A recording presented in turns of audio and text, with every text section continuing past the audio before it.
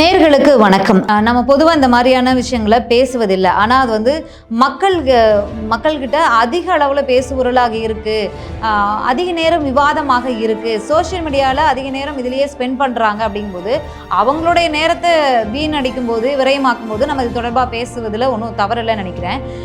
பொதுவாக big pass அப்படிங்கிற ஒரு நிகழ்ச்சிக்கு தான் எதிர்ப்புகள் நிறைய இருந்துச்சு, விமர்சனங்கள் நிறைய இருந்துச்சு. ஆனால் இன்னைக்கு ஜீ தமிழுக்கும் அது கிளம்பி இருக்கு. அது தொடர்பாக தான் பேச போகிறோம். வீடியோக்குள்ளே போகலாம்.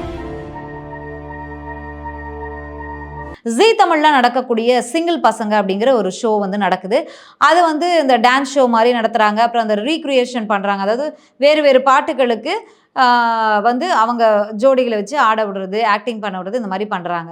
குறிப்பாக இதில் வந்து கலந்து கொண்டிருக்கக்கூடியவங்களை எப்படி தேர்ந்தெடுத்திருக்காங்க அப்படின்னா, இந்த இன்ஸ்டாகிராம், யூடியூப் பிரபலங்கள்லாம் இருக்காங்க இல்லையா, டிக்டாக் இந்த மாதிரியான வீடியோஸ் போடக்கூடிய இந்த பிரபலங்கள்லாம் இருக்காங்க இல்லையா, அவங்கள தான் இதில் வந்து நிகழ்ச்சியில் பங்கேற்பாளர்களாகவே தேர்ந்தெடுத்திருக்காங்க.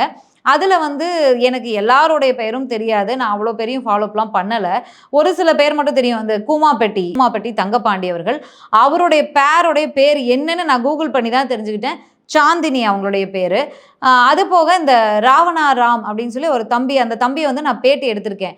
எப்போ அப்படின்னா, விராட் கோலி வந்து டெல்லியா மும்பையான்னு கூட எனக்கு சரியா தெரியல, ஒரு ஹோட்டல் வச்சுருக்காரு. அங்கே வந்து இந்த ராவணா ராம் அப்படிங்கிற தம்பி வந்து வேட்டி ஷர்ட் தான் அணிஞ்சுப்பார். ஒரு பாரம்பரிய உடை எனக்கு விருப்பம், நான் எங்கே போனாலும் இதில் தான் போவேன்னு சொல்லி அப்படியே தான் அந்த தம்பி வந்து கலந்துக்கிறாரு. நிகழ்ச்சிகளையும் அந்த மாதிரி தான் பார்க்க முடியுது. அந்த தம்பி வந்து சில காட்சிகளை பேண்ட்லாம் போட்டு வர்றாரு. அது அந்த ரீக்ரியேஷன் போது அந்த காட்சிக்கு தகுந்த மாதிரி உடைமைச்சுக்கிறாரு. ஆனால் எப்போதுமே எங்கே போனாலும் அவர் அந்த பாரம்பரிய தமிழகத்தினுடைய அந்த தமிழருடைய பாரம்பரிய உடையான வேட்டி சட்டையில் போகிறத பழக்கமாக வச்சுருக்காரு.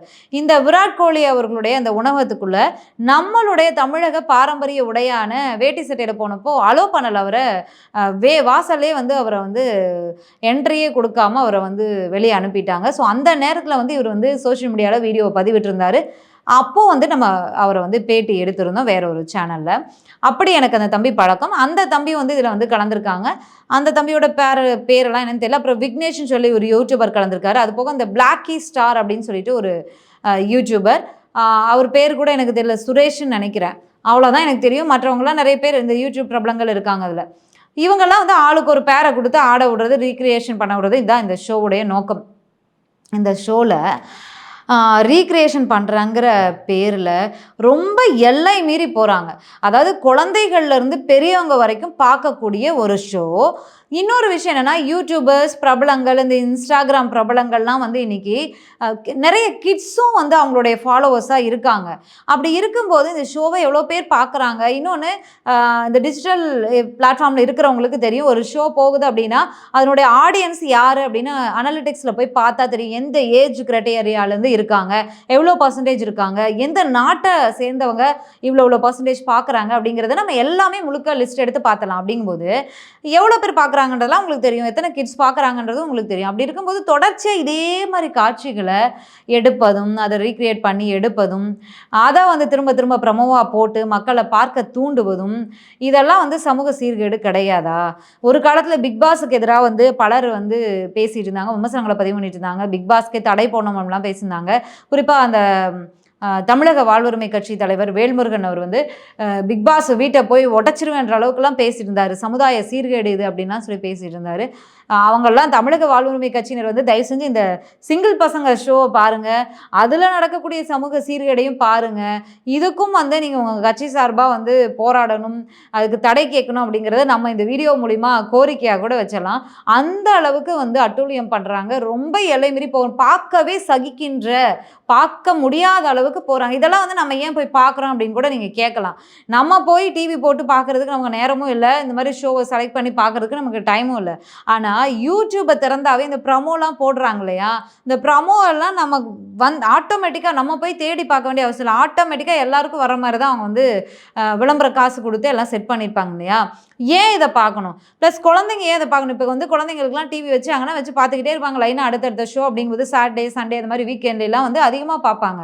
அப்படிங்கும்போது ஏன் இந்த மாதிரியான காட்சிகளை எல்லாம் வந்து அவங்க அங்கீகரிக்கணும் அப்படிங்கிறது இருக்கு இல்லையா. திறமைகளை காட்ட நடிகர்களுக்கு, இந்த மாதிரி இன்ஃப்ளூயன்சர்ஸ்க்கு, தன்னுடைய கலைத்திறமையை வந்து வெளிக்கொண்டு வரணும்னு துடிக்கிறவங்களுக்குலாம் 1000 வழிகள் இருக்குது. அதை விட்டுட்டு இந்த மாதிரி தான் பண்ணி தான் வந்து பிரபலமாகணும், வந்து இந்த ஷோவில் டைட்டில் வின் பண்ணணும் அப்படிங்கிறதுலாம் எப்படின்னு நமக்கு புரியலை.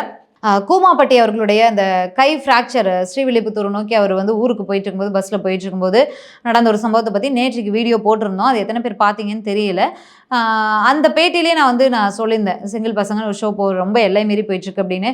உண்மையாலுமே ரொம்ப மன வருத்தமாக இருக்குது. நம்ம வந்து எங்கே போய்கிட்டு இருக்கோம், அவங்க வந்து நேற்றைக்கு ஒரு வாரமாக திரும்ப திரும்ப ஒரு செய்தி படிச்சுட்டு இருக்கேன். 14 வயது சிறுவன், கண்டிப்பாக சிறுவன் தான் இல்லையா, 18 வயது வந்தால் தான் ஓட்டு போடும் உரிமையே வருது, அவருக்கு வந்து எல்லா உரிமைகளும் கொடுக்கப்படுது அப்படிங்கும்போது 14 வயது சிறுவன் அவனுடைய தந்தைக்கு வந்து அவனுடைய கம்பெனியில் வந்து வேலை கொடுத்துருக்காரு. அதாவது என்னென்னா, ஏஐ மூலிமா பல மென்பொருளை க்ரியேட் பண்ணுற, சாஃப்ட்வேர் மூலிமா பல மென்பொருட்களை க்ரியேட் பண்ணி வெளிநாட்டில் இருக்கக்கூடிய கம்பெனிகளுக்கு, குறிப்பாக அமெரிக்கா போன்ற கம்பெனிகள், அங்கே இருக்கக்கூடிய நிறுவனங்களுக்கு வந்து அந்த சிறுவன் வந்து விற்றிருக்கிறார், அந்த சர்வீஸ் வந்து பண்ணியிருக்கார்.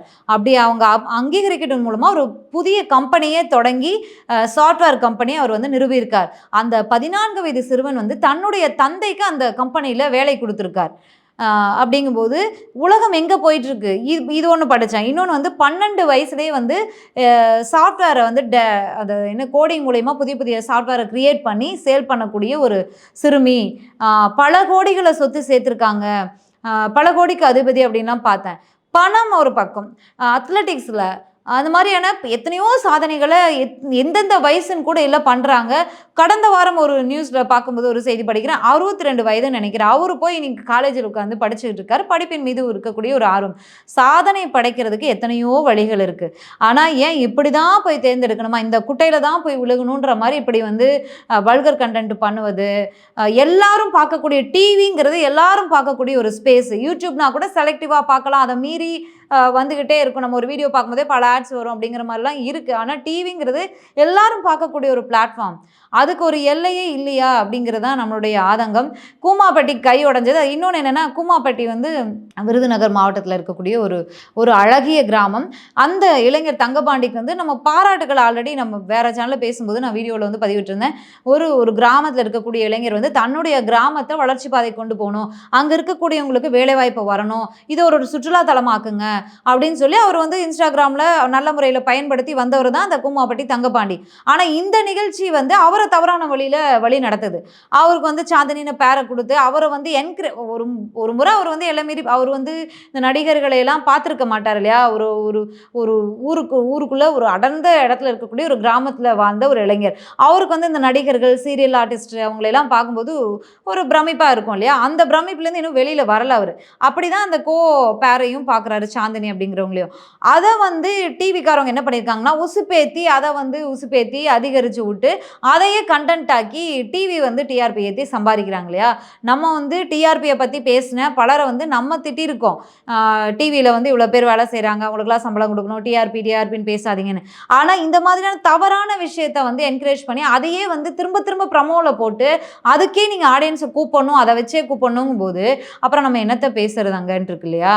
திரும்ப திரும்ப அவங்க தான் ப்ரமோவில் வராங்க, திரும்ப திரும்ப அவங்கள வச்சே இது பண்ணுறது. ஏன் இப்படி வந்து என்கரேஜ் பண்ணணும் தவறான கண்டென்ட்டை? அவரை வந்து உசுப்பேற்றி அவரை ரணகலமாக்கி, அதாவது ஒரு கிராமத்துலேருந்து வந்து இன்ஸ்டாவில் வீடியோ போட்டு பிரபலமாகி அதன் மூலிமா அவருக்கு நல்ல வாழ்க்கை கிடைச்சது. ஏன்னா ஒரு பிரபலமான துணிக்கடைகள் எல்லாம் அவரை வந்து விளம்பரத்துக்கு வந்து பயன்படுத்திக்கிட்டு அவருக்கு வந்து நல்ல பேலாம் கொடுத்துருக்காங்க. அவர் செட்டில் ஆனார். அவரை கூட்டிகிட்டு வந்து நீங்கள் இந்த ஷோவில் வாய்ப்பு கொடுக்குறேன்னு கொடுத்து அவரை தவறான திசைக்கு கூட்டிகிட்டு போகிற மாதிரி தான் இருக்குது.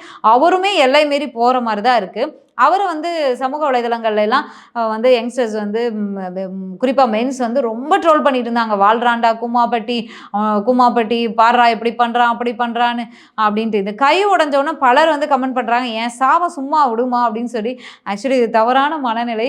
ஆனாலுமே வந்து அவங்க ஃபன்னுக்காக போடுறாங்க. இருந்தாலுமே வந்து என் சாவை சும்மா விட்டுச்சா, நம்ம சாவெல்லாம் சும்மா விட்டுச்சா, அவனை பாரு என்ன நிலமை அப்படின்னு சொல்லி பண்ணிட்டுருக்காங்க. ஸோ வந்து இந்த ஷோ சிங்கிள் பசங்க ஷோவுடைய டைரக்டரும் தயாரிப்பாளரும் தான் இந்த கண்டென்ட்டில் கொஞ்சம் சேஞ்ச் கொண்டு வந்தால் நல்லாயிருக்கும் அப்படிங்கிறது தான் இந்த வீடியோவுடைய மொத்த பொருள் கருவும் அதுதான். தொடர்ந்து உங்களுடைய ஆதரவுகளை கொடுங்க. மீண்டும் வேறொரு நல்ல கண்டென்ட்டோடு பேசலாம். நன்றி, வணக்கம்.